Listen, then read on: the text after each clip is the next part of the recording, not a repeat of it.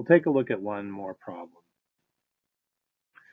I always like to start by reminding people that when you're integrating a fraction, you cannot just integrate the top and integrate the bottom. That's not valid. I tried U substitution here, which sometimes is a great strategy, but that didn't lead me anywhere productive here. I tried to apply integration by parts, but I quickly realized that wasn't going to get me anywhere, and so I resorted to looking at an integral table. At the integral table I was looking at, I happened to find this formula.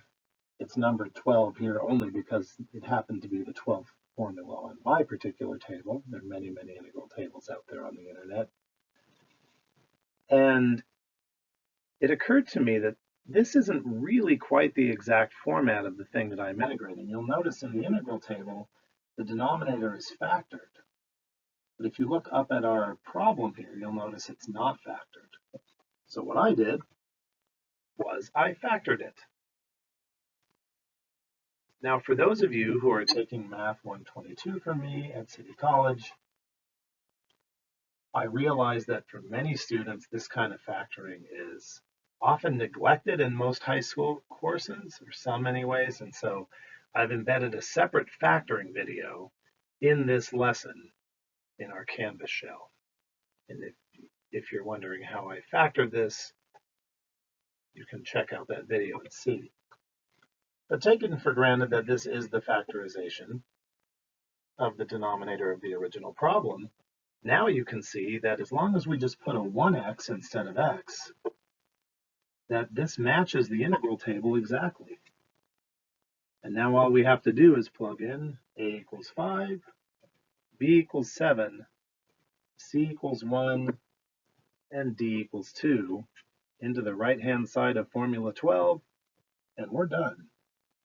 And that's precisely what I've done here.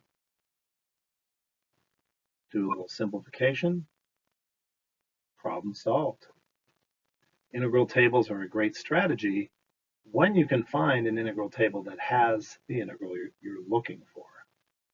When not, you have to resort to other methods. Now, even though I'm done with this problem, I want to take you on a little after the problem journey just to remind you of something about logarithms. What if, follow me on this thought process here, what if when we had factored our original denominator, what if we had written the factors in the other order? This is certainly a valid factorization as well because the order of factors doesn't matter. Well, just to show you what would have happened, I took that same formula, now with A, B, C, D pairs being switched, plugged it into the right-hand side, did some simplification, and got this. And those two answers do appear to be different answers. But it turns out they're not. They're both correct. And just to convince you of that, watch this. What I did with the negative 1/3 is I factored it into 1/3 times negative 1. Then I took the negative 1 in front of the logarithm, and applying one of the rules of logarithms that you should know, and probably do know, I can apply that negative 1 as the exponent above the argument rather than the coefficient.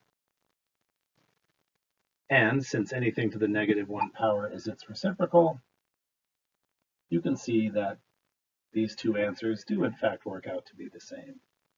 I'm not suggesting that you, as a student in a calculus class, would ever have to do that.